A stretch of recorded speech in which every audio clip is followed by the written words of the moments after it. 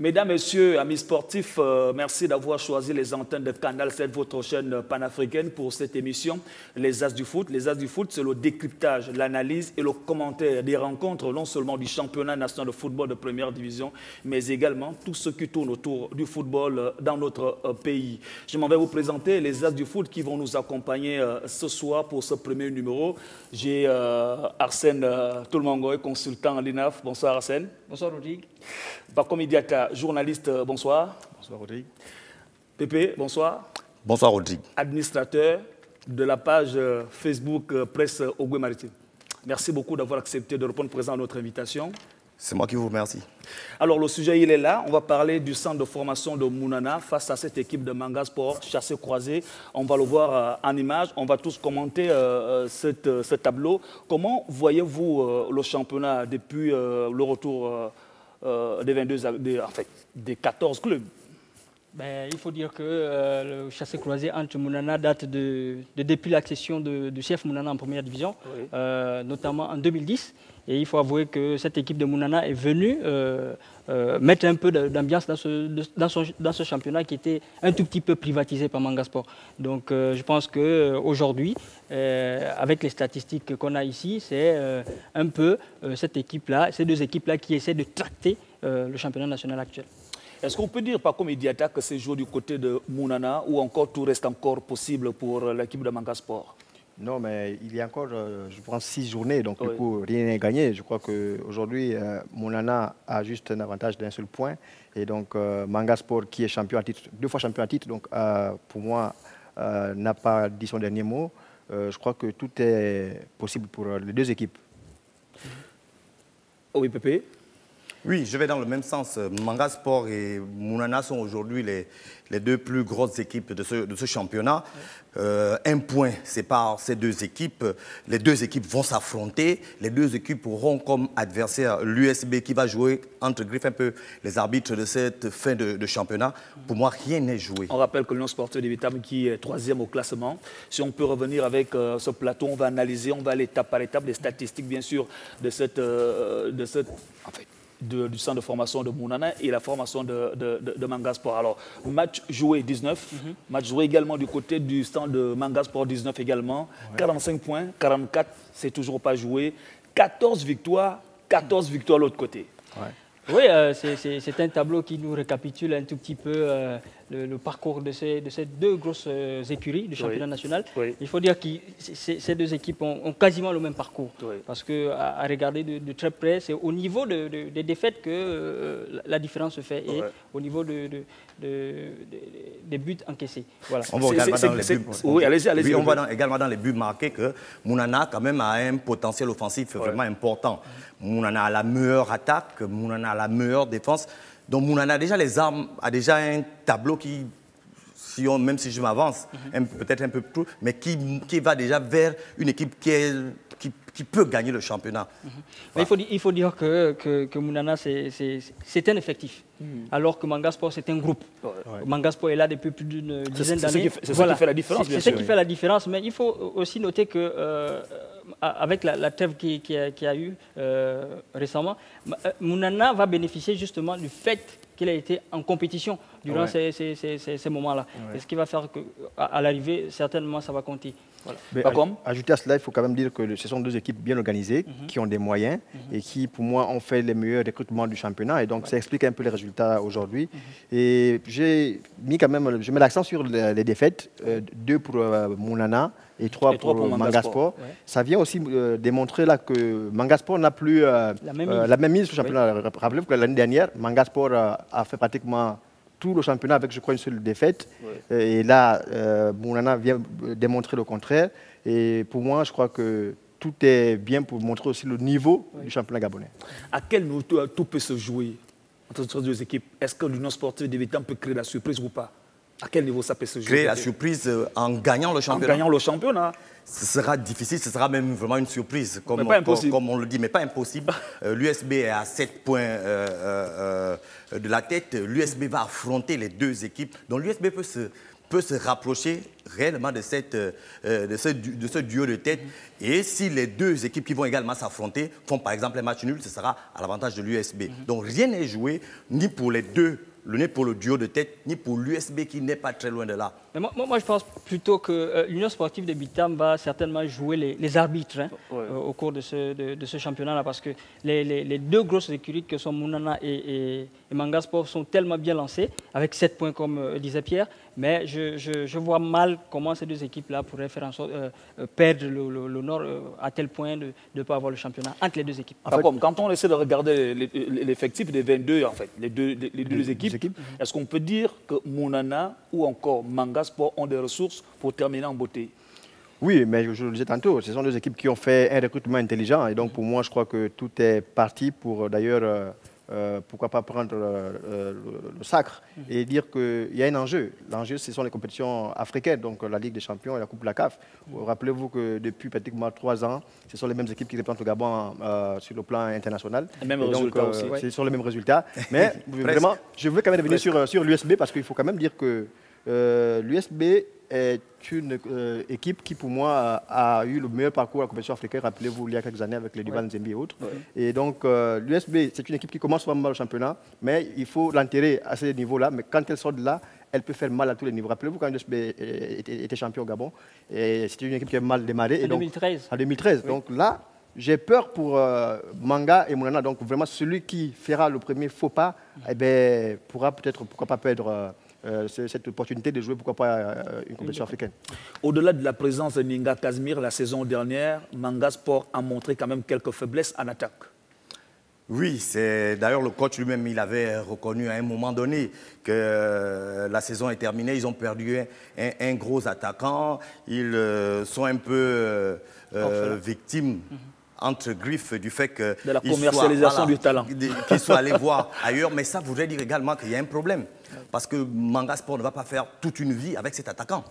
Si un attaquant part, normalement une équipe comme Manga Sport devrait avoir un autre attaquant ou même devrait aller chercher un autre attaquant capable de pallier à ce départ. Sinon, le cimetière rempli des gens indispensables. Voilà.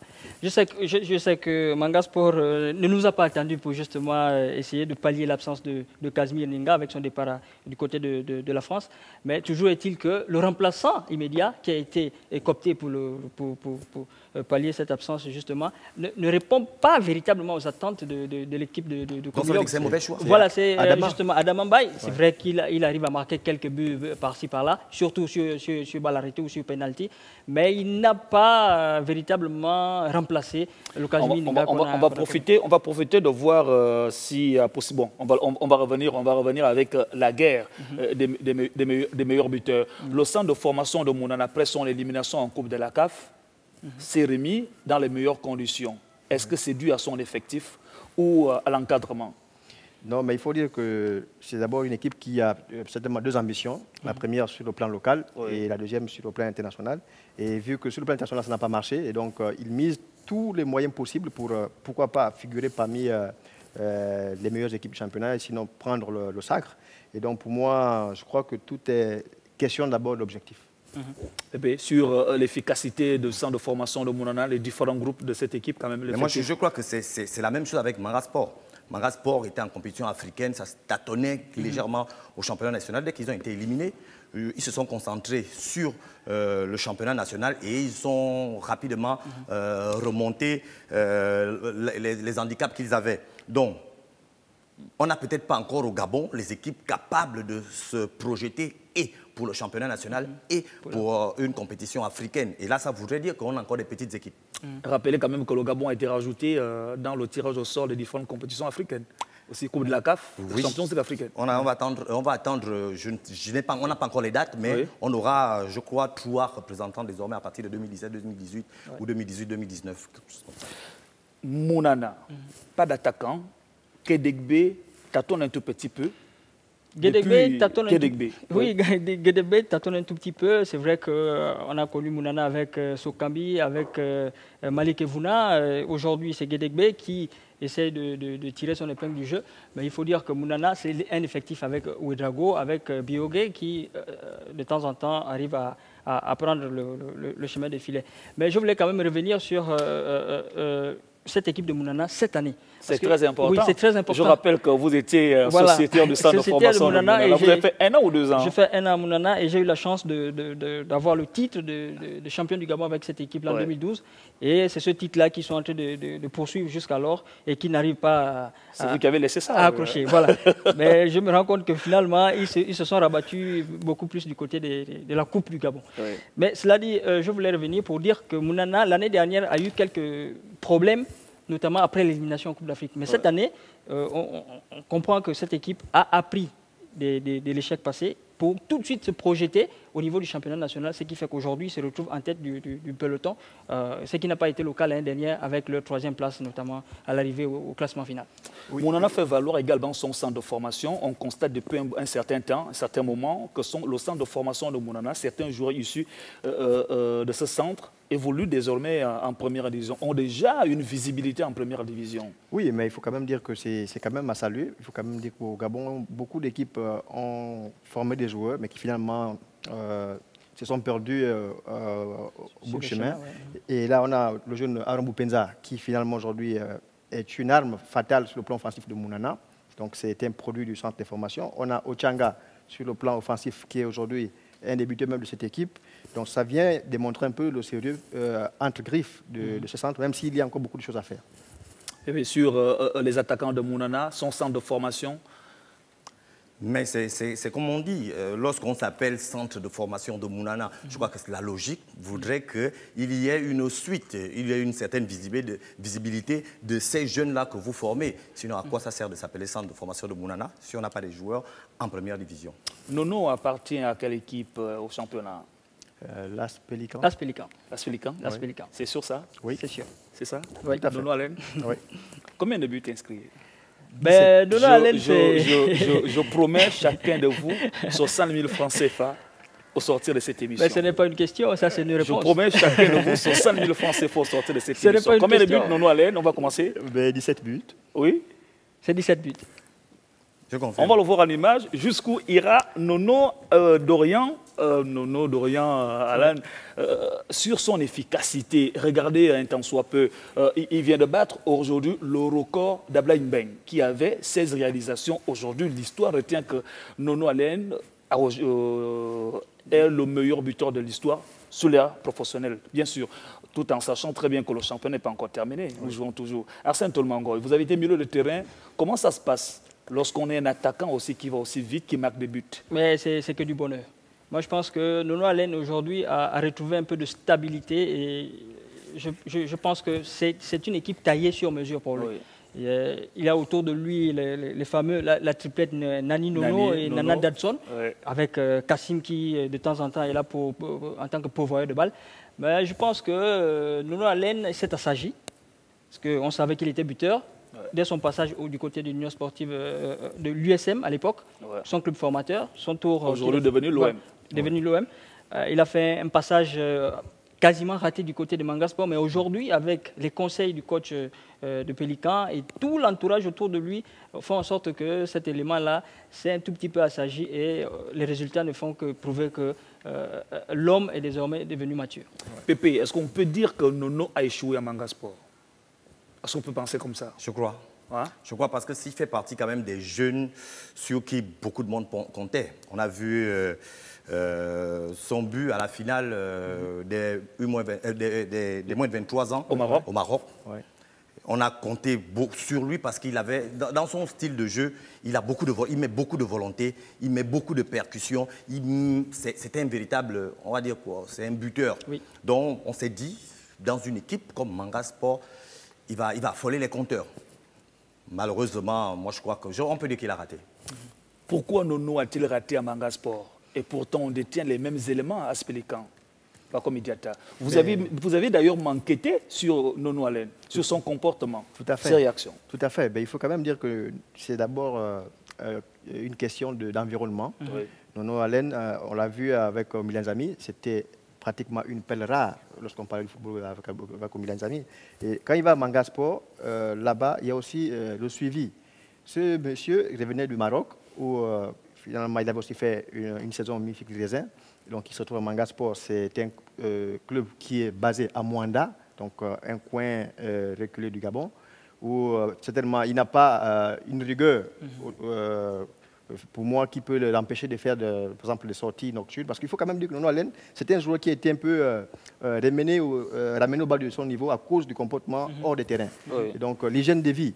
Aujourd'hui, il a dit tout à l'heure à Sen, c'est un joueur qui a compris que lorsqu'on est pro, on fait des sacrifices. Aujourd'hui, il se sacrifie. Et il met du travail dans tout ce qu'il fait, il met la volonté.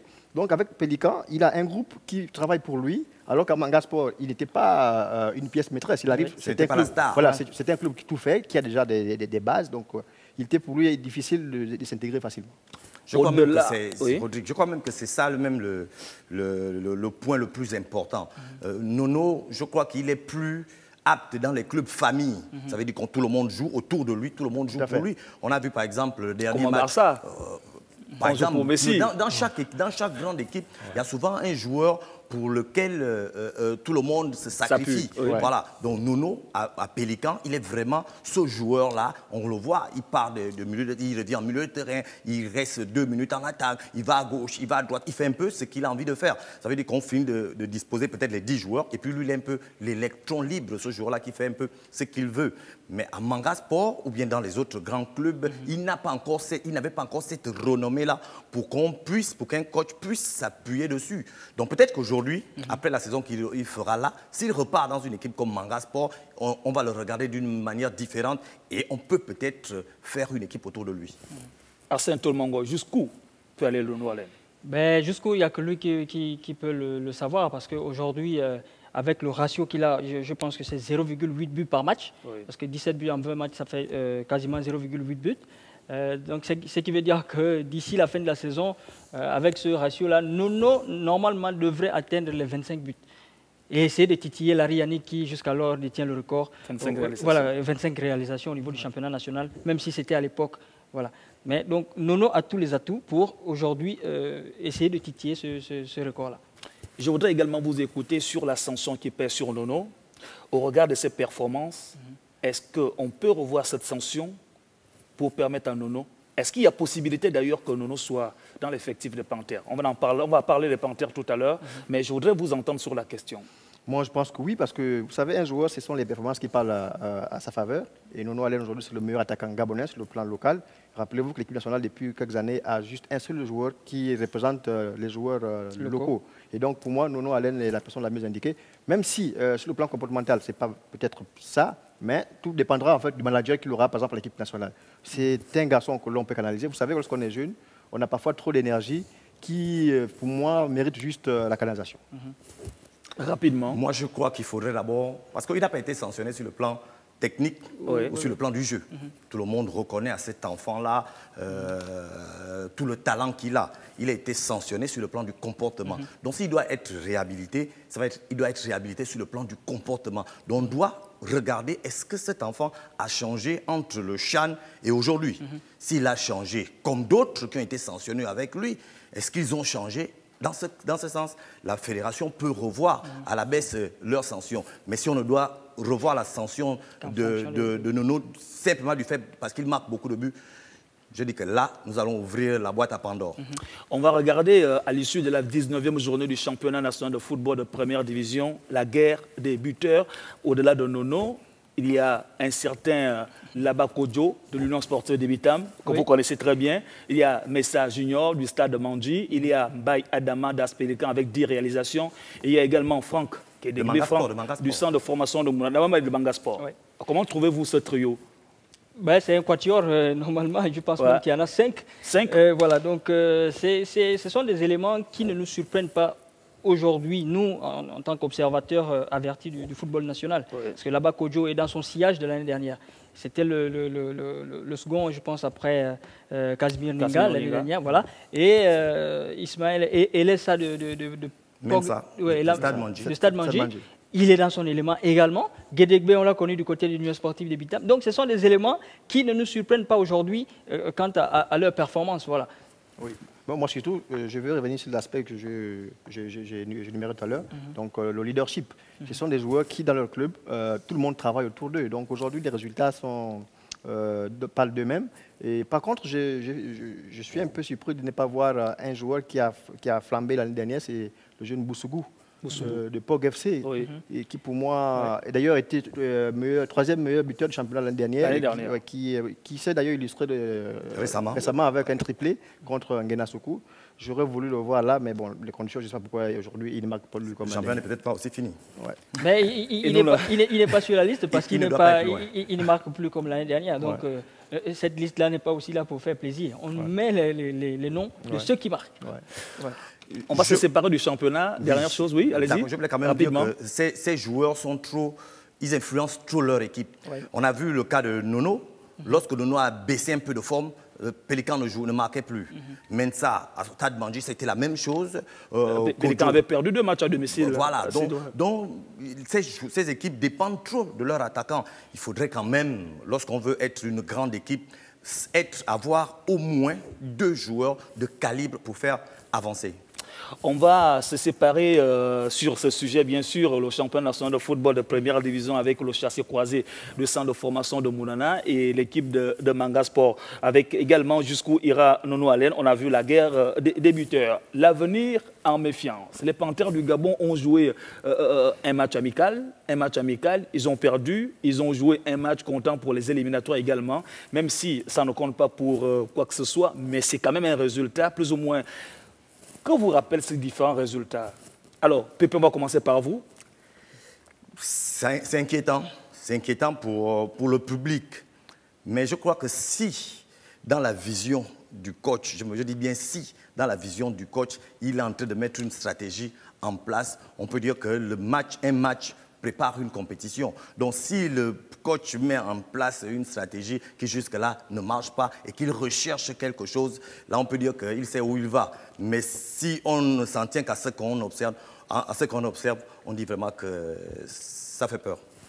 Oui. Moi je pense que ça fait vraiment peur parce que on ne voit que les résultats, normalement. Oui. Donc, que le coach ait une idée ou arrêter sur un projet de jeu, sur des Restons d'abord sur l'équipe. Restons d'abord sur l'équipe. Sur l'équipe, oui, mais c'est ce qu'on est en train de dire, que ce sont les résultats qu'on voit. Et vous faites bien de poser la question, l'avenir en méfiance, parce qu'on a une CAN qu'on organise, et la CAN, on ne l'organise pas forcément pour la perdre.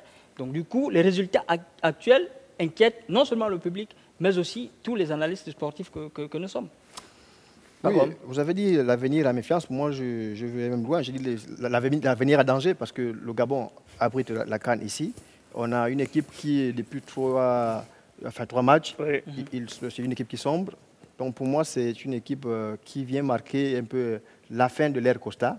Et vraiment que ceux qui gèrent le football au Gabon regardent comment faire pour sortir le Gabon de là, pour qu'au moins les supporters, les Gabonais, qui pour moi ce sont les contribuables lorsqu'il s'agit de payer par exemple les salaires, les primes des joueurs, le coach, qu'ils se sentent à l'aise lorsque l'équipe joue. Parce que vous savez, quand le Gabon joue, il y a des gens qui ont mal au cœur.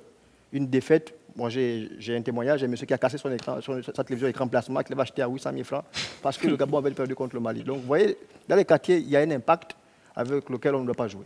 On va suivre Georges Costa, l'avenir de Georges Costa, du moins Georges Costa en chiffres. Et puis, je voudrais vous entendre ce dont on propose exactement à Georges Costa. Alors, on va regarder ensemble Costa en chiffres. Alors, le nombre de matchs, 23, 28 buts marqués, buts encaissés 25, 8 victoires, 6 nuls, 9 défaites, plus longue invincibilité, 6 matchs, plus large victoire, 4-0, plus large défaite, 2-0. Je voudrais sincèrement qu'on essaie d'analyser. On reproche quoi exactement à Costa quand on regarde ces statistiques? Pépé. Moi, je crois que c'est le jeu.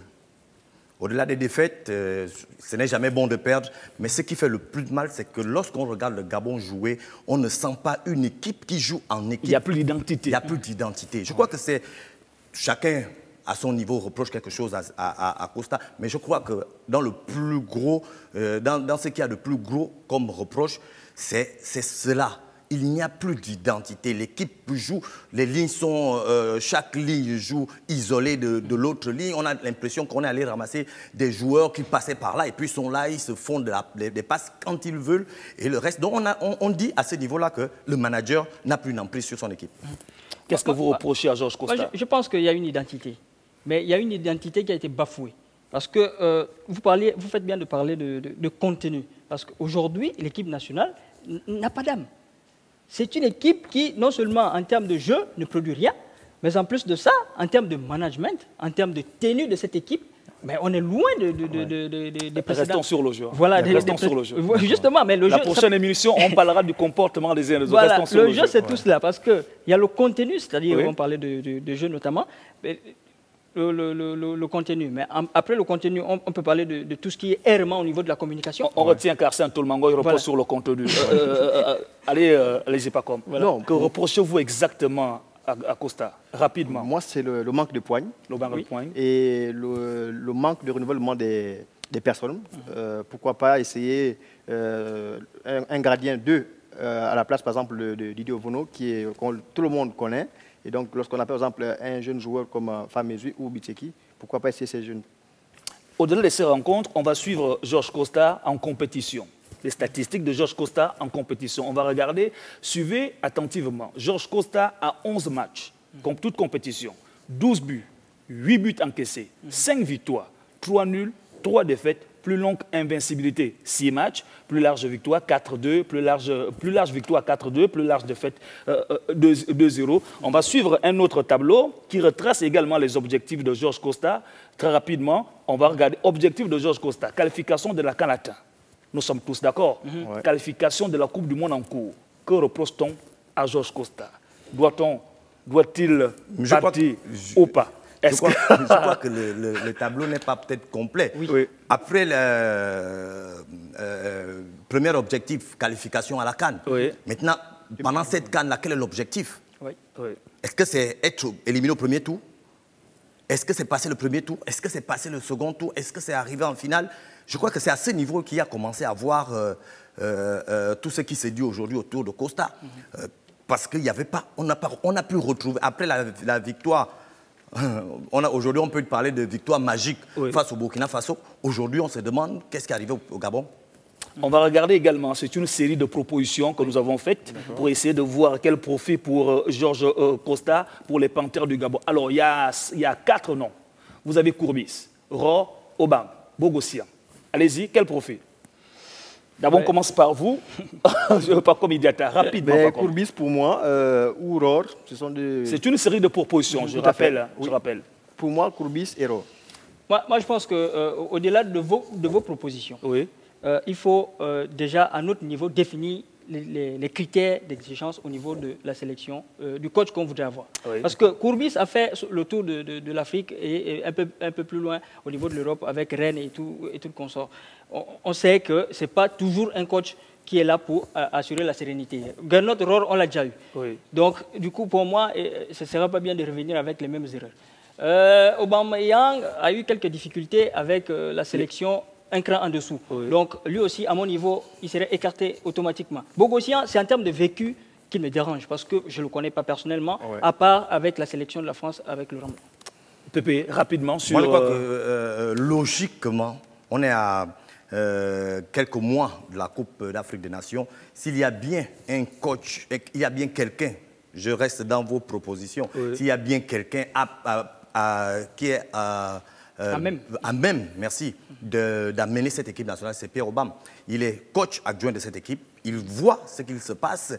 S'il a le regard large, il connaît les difficultés de cette équipe, il sait donc ce qu'on peut faire pour changer ou ce qu'il y a à changer. Donc si on s'en tient à vos propositions, pour moi, Pierre Obama doit être ce coach. Si alors, on s'en tient on va également aller en chiffres. Le chiffre d'un joueur qui est considéré comme un caillou dans une chaussure.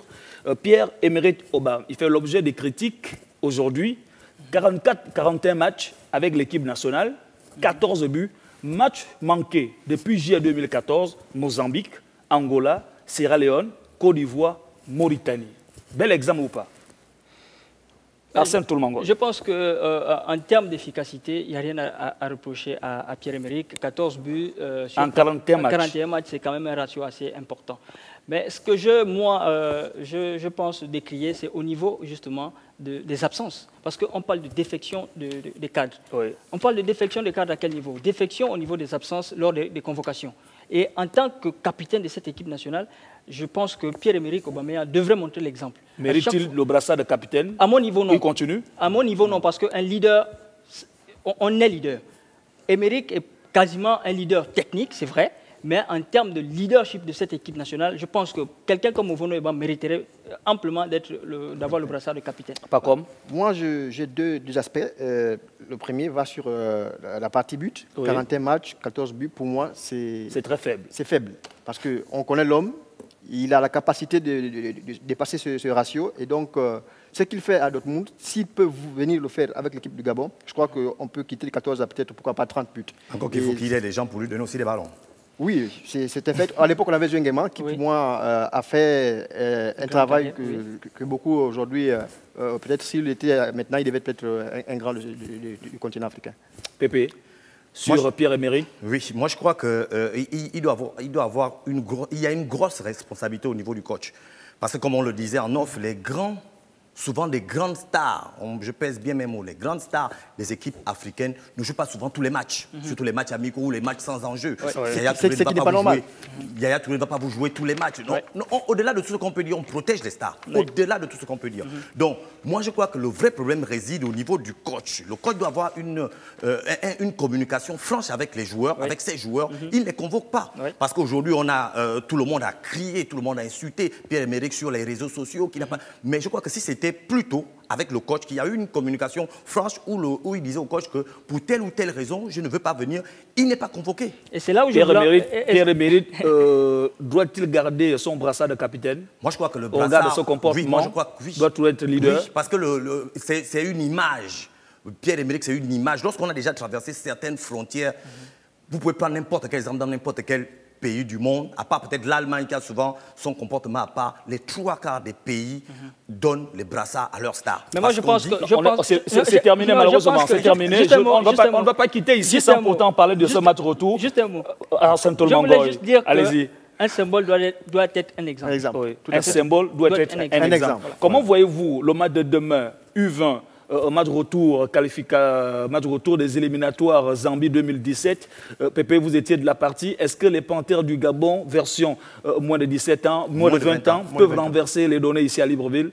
Ce sera difficile, ce sera très très difficile, mais je crois qu'ils peuvent le faire. Je crois qu'ils peuvent marquer 4 buts, mais j'ai beaucoup plus de doutes qu'ils fassent tout le match sans encaisser. Oui. Arsène? Moi je pense qu'au-delà de la qualification, de tout ce qui va certainement arriver, il faut voir l'objectif qui a été assigné au coach Mouyouma. C'est actualiser le fichier actuel de moins de 20 ans. D'accord.